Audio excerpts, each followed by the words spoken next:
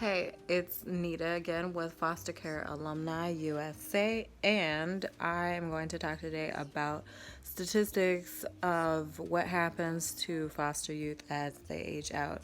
And I'm doing all this in accordance with the National Foster Institute. So let's go over a few of these things. I'm not going to go over everything, but I will go over what I have so far. Okay. All right, so listen to these statistics. 20% of foster youth who age out will become instantly homeless. There's that, number one. Number two, less than 3% of former foster youth obtain a degree at any point in their life. So that's less than 3%. Okay? All right. The next one, 7 out of 10 women are pregnant by the age of 21. 25% still continuously have PTSD.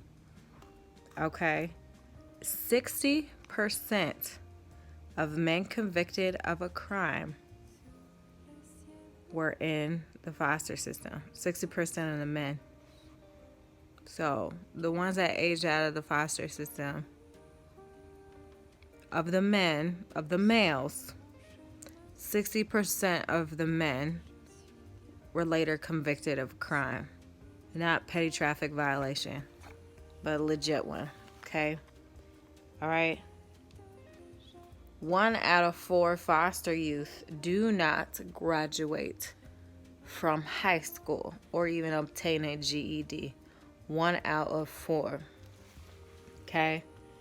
And 1 out of 2 who age out of the system deal with substance abuse.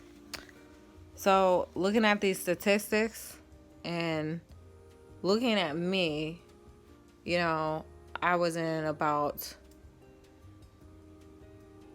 I don't know the exact number, but approximately between 7 to 10 foster homes from the age of 3 to 18. Okay? And I almost instantly became homeless.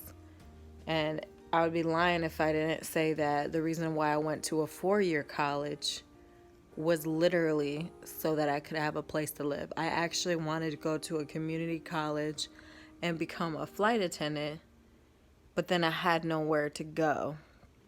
All right? I am very blessed, and part of the reason why I have obtained a master's degree by the age of 31 is because I have a prayer life.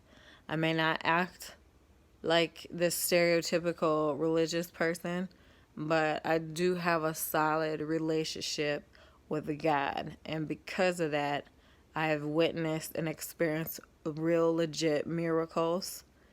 I've been saved from many instances, well, shouldn't say many, a few instances where I should have been dead. And I give all my thank yous to God, the Creator, and His angels for always looking over me. Okay, so, and then 7 out of 10 women are pregnant by the age of 21. I was pregnant and living at a shelter by the time I was 20. Or I was actually 19, pregnant, and I was leaving an abusive situation, and I ended up going to a maternity shelter with nuns while I was attending a Bible college. Yeah, a lot of people didn't know that I was actually homeless attending college, but I did it. I have complex post-traumatic disorder. So with the 25% of the former foster youth that still have PTSD, I still have it. I think I handle it way better than a lot of people do. But hey, that's just life. All right. Substance abuse. I know a few, don't talk to them too much, but I know a few people who left the foster system that ended up dabbling into drugs. And one is my biological sister who left the foster system and ended up dealing with a bunch of substance abuse, and she is now in her 30s trying to recover from it. It's been a trip trying to have a relationship with someone that isn't mentally there to have a relationship with you, but that is life. All right. And as far as the men convicted of a crime, that's really sad. And it goes back to, can't remember where I found the statistic, but the number is higher than 60% in regards to men that are incarcerated.